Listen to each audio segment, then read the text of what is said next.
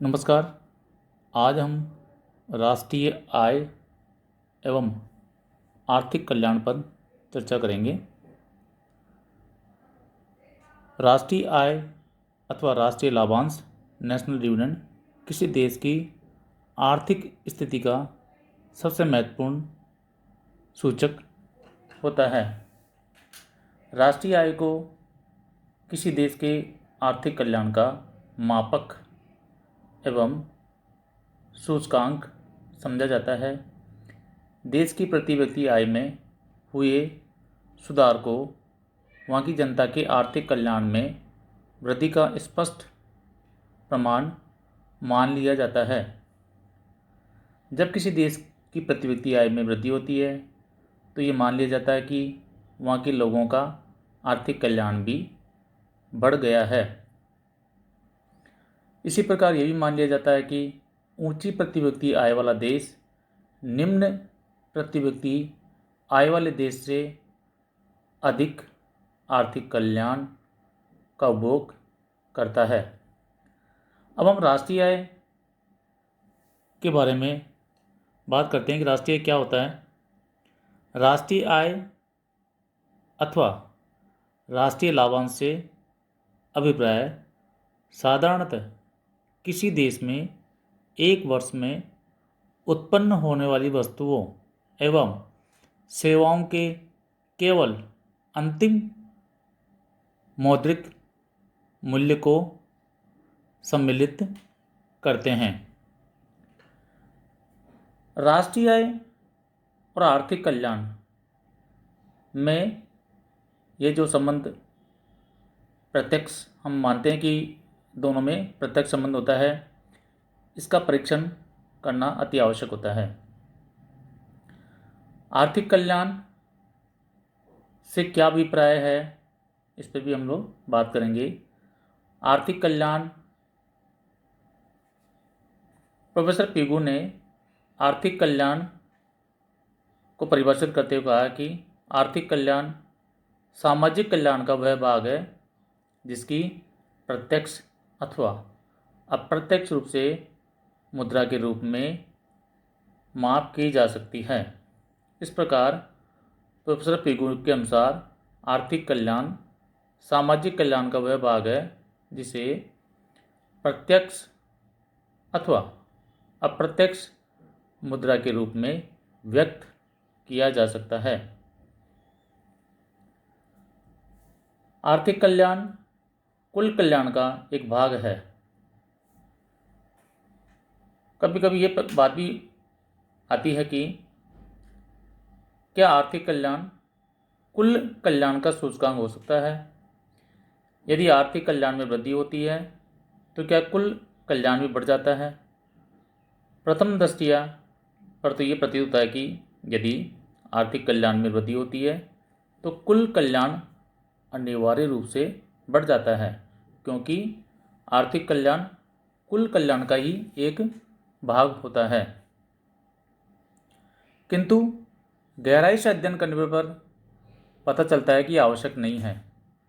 जो कारण आर्थिक कल्याण में वृद्धि करता है यह आवश्यक नहीं है कि वह कुल कल्याण में भी वृद्धि करे। कई बार ऐसी स्थिति भी आती है कि आर्थिक कल्याण में वृद्धि होने के बावजूद भी गैर आर्थिक कल्याण में अधिक कमी हो जाती है, जिसके परिणाम स्वरूप कुल कल्याण में कमी हो जाती है। अतः आर्थिक कल्याण कुल कल्याण का सूचकांक नहीं माना जा सकता है। अब हम पुनः मुख्य मुद्दे पर आते हैं कि क्या राष्ट्रीय आय एवं आर्थिक कल्याण में कोई प्रत्यक्ष संबंध होता है। इस बारे में हमें निम्नलिखित बातों पर विचार करना होगा। किसी देश की राष्ट्रीय आय का किसी वर्ष में इसलिए बढ़ जाना कि कुल धंधे जो पहले मुद्रा के उपभोग के बिना चल रहे थे अब उन्हें मुद्रा के माध्यम से चलाया जाता है।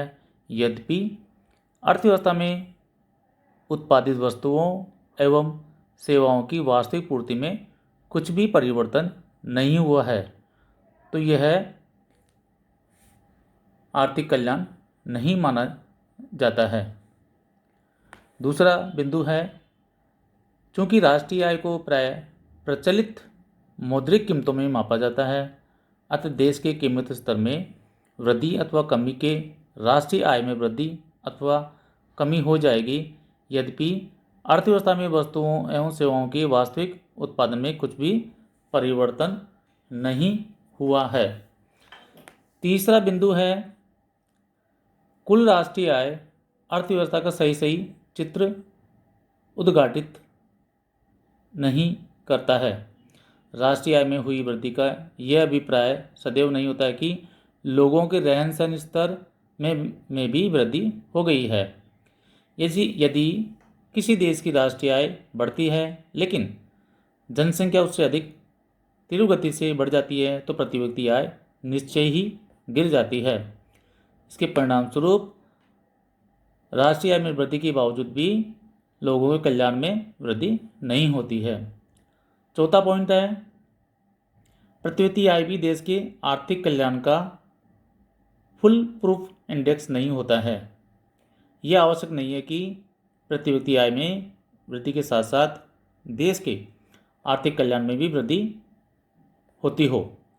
मान लीजिए किसी देश की राष्ट्रीय आय में वृद्धि होती है और उसके साथ साथ ही प्रति व्यक्ति आय भी बढ़ती चली जाती है, लेकिन राष्ट्रीय आय की यह वृद्धि उपभोग वस्तुओं के उत्पादन में नहीं होकर बल्कि पूंजीगत वस्तुओं के उत्पादन में हुई हो या युद्ध वस्तुओं के उत्पादन में के कारण वृद्धि हुई हो, तो निश्चय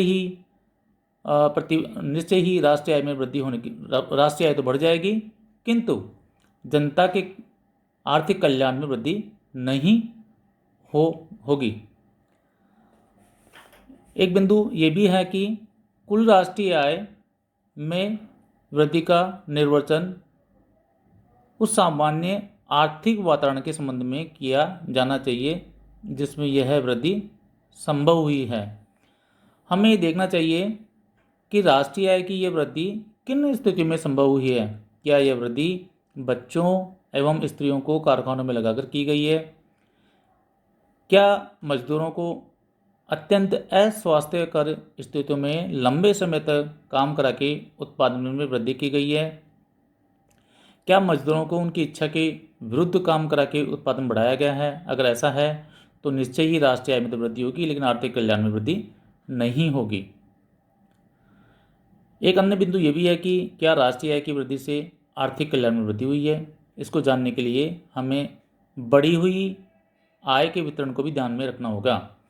राष्ट्रीय आय में वृद्धि के कारण यदि सभी नागरिकों की आय में वृद्धि नहीं होती है और केवल यह धनी वर्गों की जेब में चली जाती है और गरीब पहले से भी अधिक गरीब हो जाते हैं, तो निश्चय राष्ट्रीय आय तो बढ़ जाएगी, लेकिन आर्थिक कल्याण अधिक नहीं होता है। अंततः राष्ट्रीय आय में वृद्धि के साथ साथ यदि लोगों के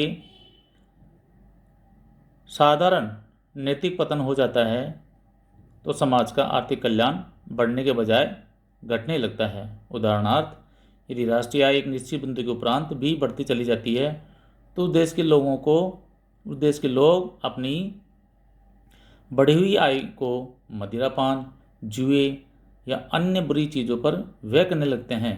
इससे उनके गैर आर्थिक कल्याण में कमी हो जाती है और अंततः उनका आर्थिक कल्याण भी घट जाता है।